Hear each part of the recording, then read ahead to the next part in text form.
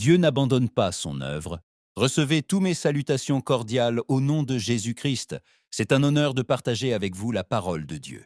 L'Écriture dit dans le livre de l'Épître aux Philippiens, chapitre 1, verset 6. « Je suis persuadé que celui qui a commencé en vous cette bonne œuvre la rendra parfaite pour le jour de Jésus-Christ. » Ces paroles ont été écrites par l'apôtre Paul à l'Église, à des croyants qui traversaient des processus, des temps d'attente et des situations encore non résolues.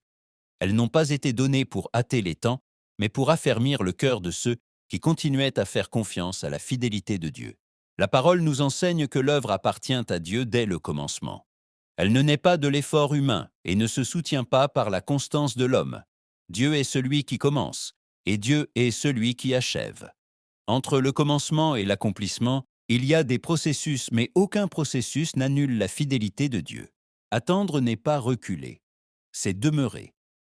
Persévérer n'est pas lutter par ses propres forces, mais rester ferme en faisant confiance à Dieu, même lorsque tout n'est pas visible. L'œuvre de Dieu ne s'arrête pas à cause du silence, et elle ne se perd pas à cause du retard. Aujourd'hui, cette parole parle directement au cœur. Aujourd'hui, nous sommes appelés à ne pas abandonner la confiance. Aujourd'hui, nous sommes appelés à demeurer fermes dans le processus. Aujourd'hui, nous sommes appelés à croire que Dieu continue d'agir. Car lorsque Dieu commence une œuvre, il ne l'abandonne pas. Dieu ne se lasse pas. Dieu n'oublie pas. Dieu n'abandonne pas ce qu'il a lui-même commencé. Et ceux qui font confiance à cette vérité marchent avec une espérance mûre et persévèrent dans la paix. L'écho de la voix de Dieu.